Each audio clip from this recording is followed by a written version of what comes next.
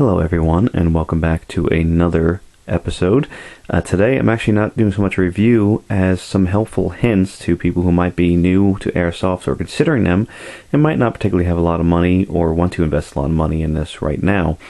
And this is actually deals with in a situation I read in a blog. Since I have a free time nights at work sometimes, I like to read, forums and blogs and that about guns, ammunition, airsoft tactics, things of that nature, just because you never have enough information. And one blog about airsoft, the poster has stated that airsoft is not a cheap hobby, and if you think you're going to get into it cheaply, then you might as well not get into it at all. And that one kind of bugged me a bit because it is actually a fairly inexpensive hobby. And it showed a real elitist attitude. Yeah, you're not going to get into cheaply if you're going to go all and buy up the highest quality, best stuff, the most expensive gun, the most expensive gear, the most expensive everything. But you don't need that. You don't need that to play. You don't need that to have a good time. You don't even need that to be a good player. You just need your skills, your abilities, and of course just some basic gear. And I'm going to cover some ideas today about some things you might consider getting if you're just getting into it or you want to get into it but don't have a lot to spend. Do it as a casual player. And these are just some ideas, and you don't have to go with these ideas. They're just some basic ideas you could go with to consider that aren't particularly expensive. And first and foremost, I'm going to cover, of course, the weapons. I have two weapons here to show today, which are two fairly budget-minded weapons to use. The first is the tri-shot shotgun. Now, for those who haven't seen it, I actually did do a review about this particular gun. They're not particularly expensive. They're run about somewhere between $45 and $55, which is great for someone who wants to play on a budget. Now, granted, you generally have to buy some extra shells and something to hold them with, but that might run you maybe another $25, $30 maximum to get enough to play.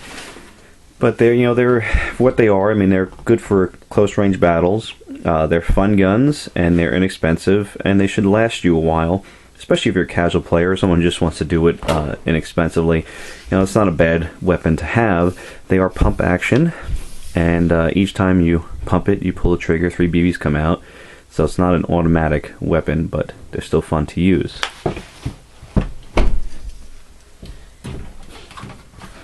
Another to consider is the AK Spetsnaz. I know I'm not one who speaks Russian very well, so please excuse me if I mispronounce that. This one is made by CYMA. It's actually a decent little gun. It's fairly accurate for its little size. It has a good range, good rate of fire, good feet per second. It's made of both metal and plastic, so it should last a while. Of course, the downside to getting an electric gun like this is that you will have to buy, likely to keep you going, an extra battery and a smart charger, which will probably run about another $25, $30, but the gun itself was only about $80, which isn't bad at all, and it's actually a pretty neat little firearm. It goes full auto as well as semi-automatic modes, and it's compact even for younger people. My 7-year-old can actually hold, aim, and shoot this without a problem, so it is small enough for that, and it is a budget-minded AEG, and it should last you for some time, and it's actually all metal gears, and it's a pretty well made little weapon. Now, of course, one thing you have to consider when playing is some form of protection, particularly eye protection. I'm going to show you a couple options that you can consider. First is a full mask. See right here, it runs about $20 or so, and has a lower face you can remove, and of course eye protection in front. And for those who wear glasses, yes, you can fit your glasses in here, and you can do what I've done here is rig it with a small 25mm computer fan with a attachment for a battery.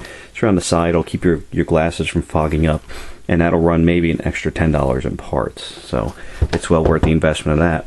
If you don't want a full face mask like that, if you don't think it's comfortable, you do have goggles. These are just a pair of basic safety goggles, and they're rated, of course, for impact resistant. Also have the fan attachment. This one has AA attachment in there. It's also very useful because I'm a glasses wearer, and it helps a lot. It keeps the moisture off. But again, these goggles ran about $15 and an extra $10 in parts of the fan, so it's also not particularly expensive. And if you want have a set of goggles like this and you still want to protect your teeth, which you don't want to go to dentists having missing teeth, of course they have little mesh lowers, and you can get them for like $7-8, not particularly a lot. So you can see it's all you really need really to play is a gun and one of these. You can go with some puffy clothing, a hat on. Yeah, you get some welts in your head, but this is all you really need, and you can actually get a gun and a mask both for about $100, and you'd be set to play.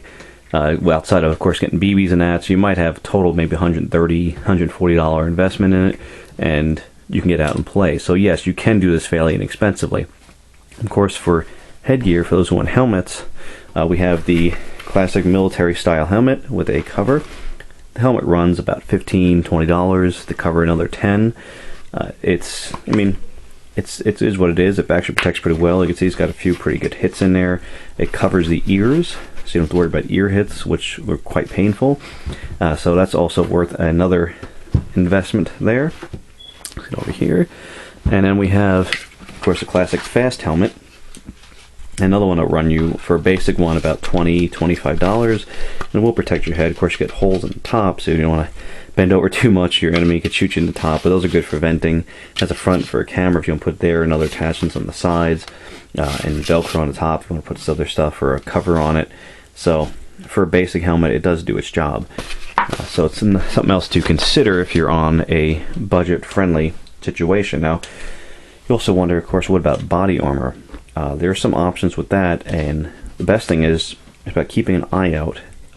Thrift stores are a great place to find stuff.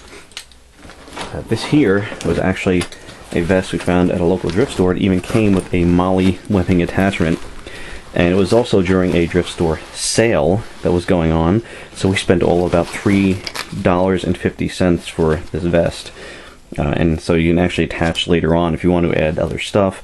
So you see, thrift stores can be your friend when you want to play on a budget, or just in general. You never know what you find. It can be very useful. This here was another thrift store find. Surprisingly, this here was actually a seat, a foam seat cover for a stadium chair.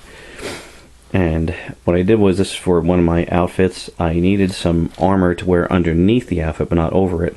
So I was trying to find some idea to come up with, and I was at a local thrift store, and I saw a stadium chair. I was like, huh. I looked at it and I cut it in half, safety pin it to the front of a t-shirt, stuck it underneath my outfit, and actually now I have chest armor.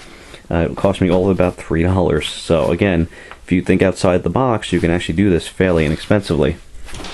Something else also to keep in mind if you want a uniform or clothing, again, thrift stores, secondhand stores are also a good place to go. You can easily find things like woodland camo uniforms for a few dollars, or digital camo uniforms for a few dollars. So it's a way of actually getting a uniform look and do it cheaply. I mean, this costs about $5 for this jacket. The pants ran me about $4. So that, yeah, you can get them fairly inexpensive. You just got to look around, make a little effort, and you can actually do this on a budget. So if someone tells you otherwise, they're just being either disingenuous, or they're wanting you to go out and buy the most expensive stuff possible, which isn't necessary to play. So that being said, hope this helped somebody, might be getting into it, and I hope you guys have a great day. Thanks for watching. Bye.